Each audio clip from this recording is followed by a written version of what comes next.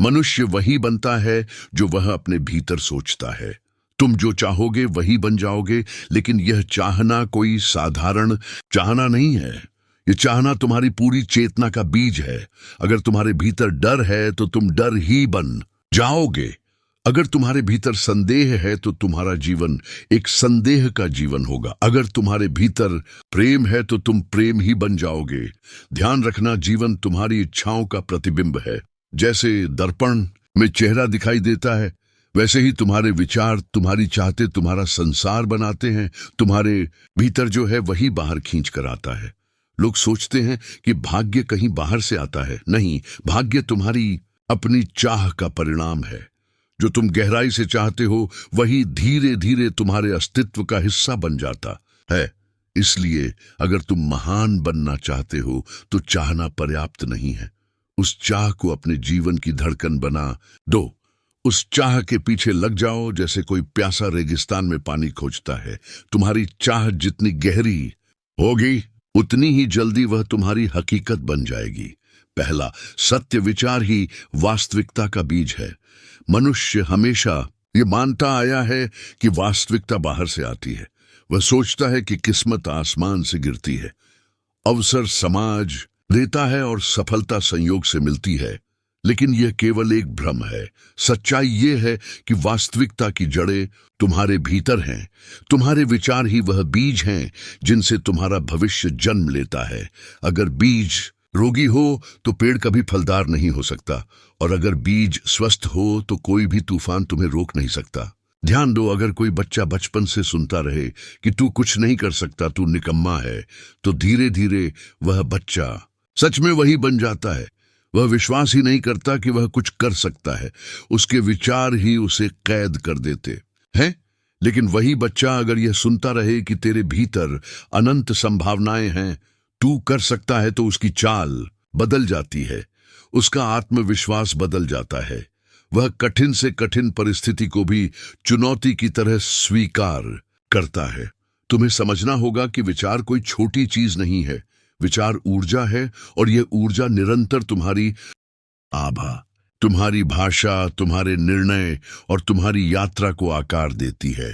तुम्हारे विचार तुम्हें या तो कैदी बना सकते हैं या मुक्त कर सकते हैं।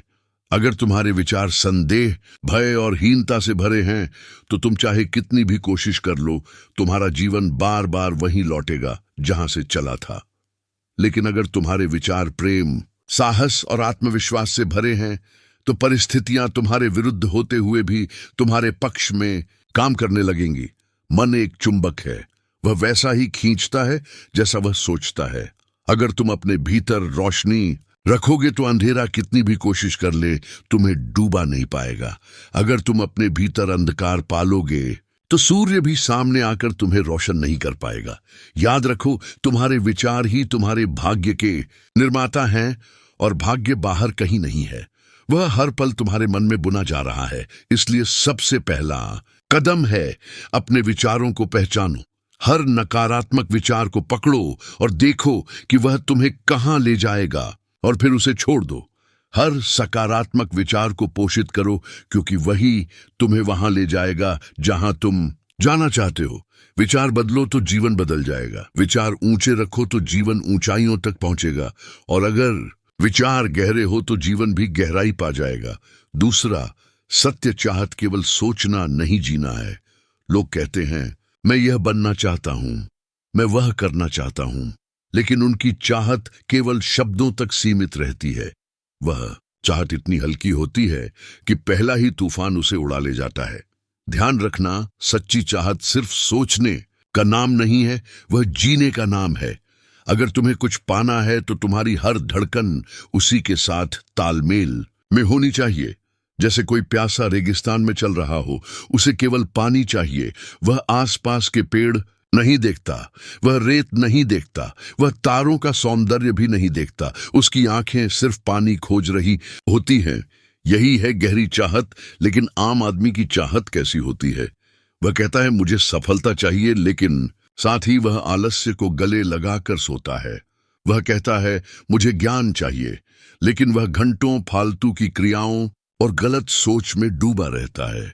वह कहता है मुझे आत्मा की शांति चाहिए, लेकिन उसकी आदतें शांति के विपरीत हैं। तो ये चाहत चाहत नहीं है, ये केवल कल्पना है। सच्ची चाहत तब होती है जब तुम्हारा पूरा अस्तित्व उसी दिशा में लग जाए। तुम्हारी सांसें, तुम्हारा रक्त, तुम्हारी आंखें, तुम्हारा सोचना, तुम्हारा चलना, सब कुछ उसी की तरफ बढ़ने लगे। तब दुनिया की कोई ताकत तुम्हें रोक नहीं सकती। गौर करना, जिन्होंने इतिहास बदला उनकी चाहतें साधारण नहीं थीं। बुद्ध ने केवल सत्य की चाहत की और उसी चाहत ने उन्हें राजमहलों से जंगल तक पहुंचा दिया। एडिसन ने केवल रोशनी की चाहत की और उसी चाहत ने अंधेरे में बल्ब जला दिया। गांधी ने केवल स्वतंत्रता की चाहत की और उसी चाहत ने साम्राज्य को हिला दिया। तुम जो चाहोगे वही बन जाओगे, लेकिन वह चाह इतनी गहरी होनी चाहिए कि तुम्हारा पूरा जीवन उसका गवाह बन जाए। अगर चाह सतही है तो वह कभी पूरी नहीं होगी, लेकिन अगर चाह गहरी है तो ब्रह्मांड भी तुम्हारी मदद के लिए रास्ता बनाने लगता है। याद रखो, सतह ही चाहतें सपनों में मर जाती हैं, गहरी चाहतें हकीकत में जन्म लेती है। तीसरा सत्य, डर और संदेह तुम्हारे सपनों के सबसे बड़े दुश्मन। मनुष्य चाहता तो बहुत कुछ है, लेकिन उसके भीतर एक और आवाज लगातार गूंजती रहती है, क्या यह संभव है?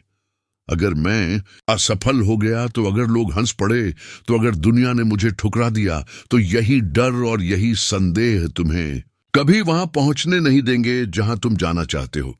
याद रखना, डर और संदेह वही जहर हैं जो चाहत की जड़ों को धीरे धीरे सुखा देते हैं। देखो, तुम्हारे भीतर दो आवाजें हमेशा चलती रहती हैं। एक कहती है हाँ मैं कर सकता हूं, दूसरी कहती है नहीं, यह मेरे बस की बात नहीं है।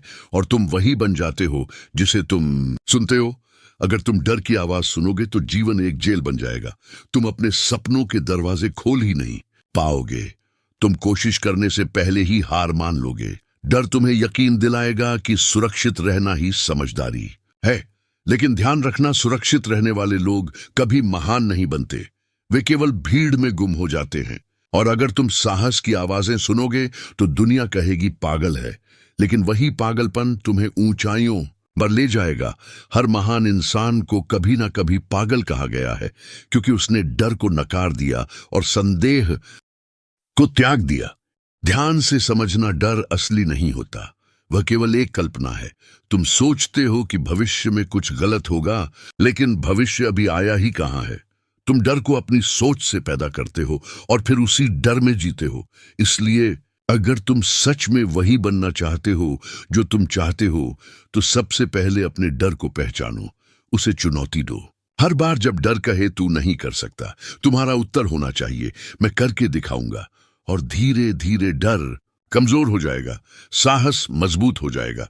याद रखना, डर तुम्हें कैद करता है, साहस तुम्हें मुक्त करता है। जो इंसान अपने डर से ऊपर उठ गया, वह चाहे कुछ भी चाह ले पूरा करके रहेगा, क्योंकि अब उसके रास्ते में कोई रुकावट नहीं है।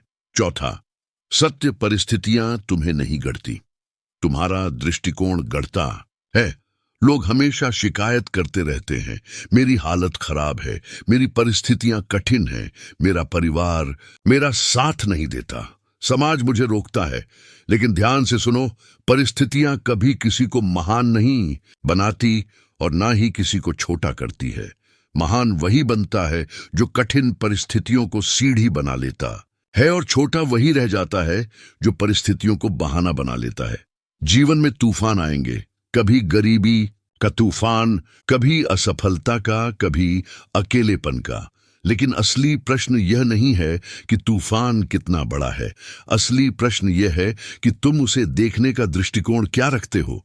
एक ही परिस्थिति में दो इंसान होते हैं, एक टूट जाता है, हार मान लेता है, दूसरा उसी परिस्थिति में और भी मजबूत हो जाता है। फर्क केवल दृष्टिकोण का होता है। अगर तुम्हारा दृष्टिकोण यह है कि हर मुश्किल मुझे कुछ सिखाने आई है, तो वह मुश्किल तुम्हारा शिक्षक बन जाएगी। लेकिन अगर तुम्हारा दृष्टिकोण यह है कि मुश्किलें मुझे तोड़ने आई हैं, तो वह मुश्किल सच में तुम्हें तोड़ देगी। याद रखना, जीवन कभी तुम्हारे हिसाब से नहीं चलेगा, लेकिन तुम्हारे पास एक आजादी हमेशा है। कैसे प्रतिक्रिया देनी है यह तुम पर निर्भर करता है। बुद्ध ने कहा था, दोहक तुम्हारे पास आता है, लेकिन दुख को पकड़ कर रखना तुम्हारा चुनाव है। तुम्हें यह समझना होगा कि तुम्हारे सपनों को रोकने वाली सबसे बड़ी दीवार बाहर की दुनिया नहीं है, बल्कि तुम्हारे अंदर का नकारात्मक दृष्टिकोण है। अगर तुम चाहो तो हर परिस्थिति को अवसर में बदल सकते हो, ठीक वैसे ही जैसे सीप में रेत का छोटा सा कण मोती बन जाता है। वही रेत अगर बाहर पड़ी रहती तो कोई मूल्य ना होता, लेकिन सीप ने उसे मोती बना दिया क्योंकि उसने उसे स्वीकारा और रूपांतरित किया। तुम्हारा जीवन भी वैसा ही है।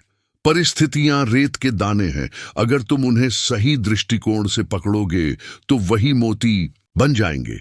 इसीलिए अगर तुम जो चाहो वह बनना चाहते हो तो सबसे पहले अपने दृष्टिकोण को बदलो।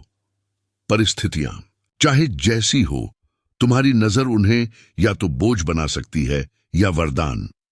पांचवा, सत्य, अनुशासन, चाहत को हकीकत में बदलने का सेतु। देखो, चाहत रखना आसान है, हर आदमी चाहता है। कोई अमीर बनना चाहता है, कोई सफल, कोई शांत, कोई महान, लेकिन चाहत अकेली कुछ नहीं कर सकती। चाहत को हकीकत तक पहुंचाने के लिए एक पुल चाहिए, और उस पुल का नाम है अनुशासन, डिसिप्लिन। बिना अनुशासन के चाहत वैसी ही है जैसे बिना ईंधन की कार खड़ी रहेगी, कहीं नहीं जाएगी। सोचो, अगर तुम यह चाहते हो कि तुम्हारा शरीर स्वस्थ हो तो केवल सोचने से कुछ नहीं होगा। तुम्हें रोज व्यायाम करना होगा, सही भोजन करना होगा, आलस्य छोड़ना होगा। यही अनुशासन है। अगर तुम यह चाहते हो कि तुम्हारा जीवन ज्ञान से भरा हो तो केवल यह चाहना कि काश मैं बुद्धिमान बनूं बेकार है। तुम्हें किताबें पढ़नी होंगी, ध्यान करना होगा, अपने भीतर प्रश्नों को गहराई से देखना होगा। यही अनुशासन है। याद रखना, चाहत बीज है और अनुशासन उसका पानी। बीज कितना भी महान क्यों ना हो, अगर उसे पानी ना मिले तो वह सूख जाएगा। ठीक वैसे ही तुम्हारी चाहतें बिना अनुशासन के मर जाती हैं। आज दुनिया में लाखों लोग सपने देखते हैं, लेकिन केवल वही लोग सफल होते हैं जिनके पास अनुशासन है, क्योंकि सपनों को हकीकत तक पहुंचाने का काम केवल अनुशासन ही करता है। और अनुशासन कोई कैद नहीं है। अनुशासन तो आजादी है। आजादी इस बात की कि तुम अपने ही आलस्य, अपनी ही कमजोरियों और अपने ही डर से मुक्त हो जाओ। देखो, एक नदी जब तक बह रही है वह जीवन देती है, लेकिन वही नदी अगर बिखर जाए, फैल जाए, तो केवल कीचड़ बन जाती है। अनुशासन नदी के किनारों जैसा है जो तुम्हारी ऊर्जा को दिशा देता है, गहराई देता है और तुम्हें तुम्हारे मंजिल तक ले जाता है। इसलिए अगर तुम सच में वही बनना चाहते हो जो तुम चाहते हो, तो केवल चाहने से कुछ नहीं होगा। तुम्हें अपने जीवन में अनुशासन की आग जलानी होगी। हर दिन, हर क्षण अपने लक्ष्य के लिए समर्पित होना होगा। और जब चाहत और अनुशासन मिलते हैं तो चमत्कार होता है।